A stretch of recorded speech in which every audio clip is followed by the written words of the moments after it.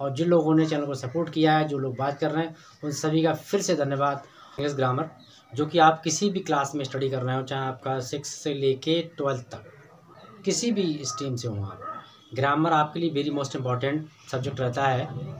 चाहे आप इंग्लिश में पढ़ रहे हो या आप हिंदी व्याकरण पढ़ रहे हो, दोनों के लिए। तो ग्रामर का सबसे बड़ा ग्रामर का महत्व क्या है? ग्रामर का महत्व होता है जो भी हम गद्य लिखते हैं, लिटरेचर में राइटिंग करते हैं, तो उसकी जो एरर्स होती हैं, उसकी जो मिस्टेकें होती हैं, उन सभी को रिमूव करना, उन सब में करेक्शन करना, ये इसीलिए महत्वपूर्ण होती है ग्रामर पढ़ना। ग्रामर क्यों पढ़नी चाहिए? रीज़न मैं आपको बता चुका हूँ। ग्रामर का महत्व क्या है? यही महत्व है कि जो हम लिखते हैं तो वो ग्रामर के आधार पर हम अपना मतलब उसमें जो करेक्शन करना होता है, जो भी भ्रांतियाँ होती हैं, जो त्रुटियाँ होती हैं, उनको सही कर लेते हैं।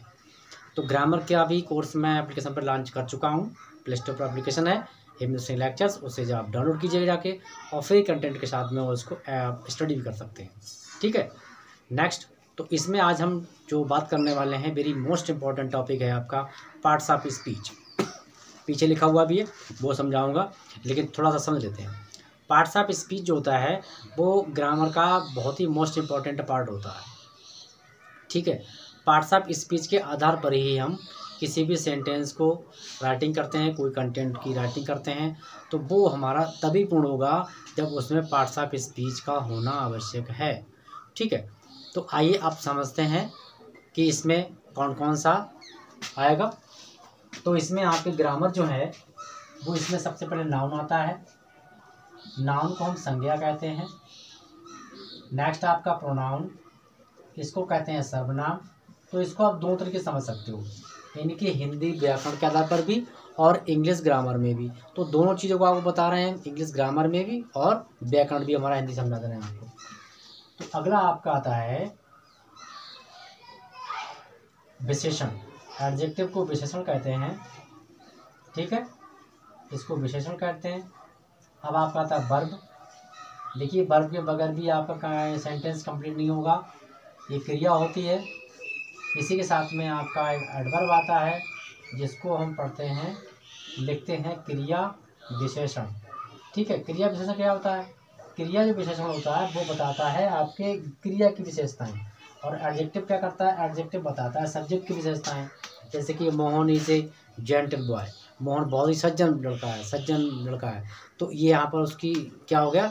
यही वहाँ का हो गया उसका विशेषण। ऐसे ही Ram is a lord, Ram भगवान है, तो ये भी आपके लॉर्ड, ये विशेष बात हो गई।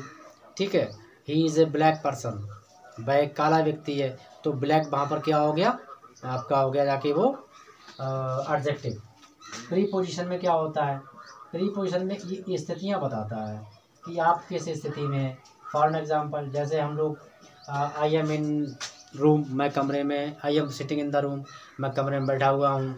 Words are flying in the sky, तो वहाँ इन आ गया, तो ये स्थिति बताता है। जैसे कि the camera put on the stand, tripod, camera जो है वो स्टैंड के ऊपर रखा हुआ है। Aeroplane flying over the blaze over the cities.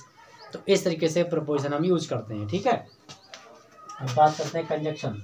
Conjunction का अर्थ होता है जोड़ना। ठीक है, इसको जोड़ना, ये दो वाक्यों को, दो वर्डों को आपस में जोड़ता है। जैसे कि राम एंड मोहन, राम एंड मोहन क्या कर रहे हैं? Are going to the school, Ram और मोहन स्कूल जा रहे हैं।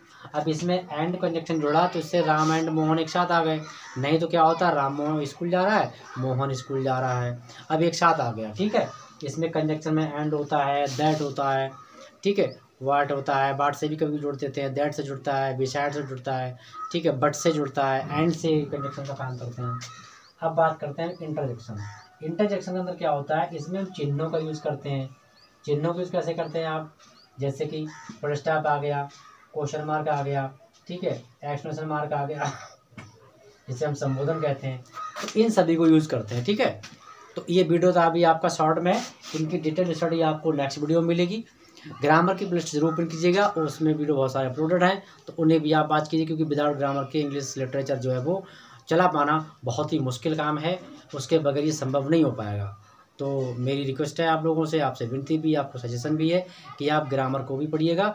तो इस चैनल पर आपको लिटरेचर, ग्रामर, ऑलमोस्टली सारे सब्जेक्ट आपको पढ़ाए जा रहे हैं।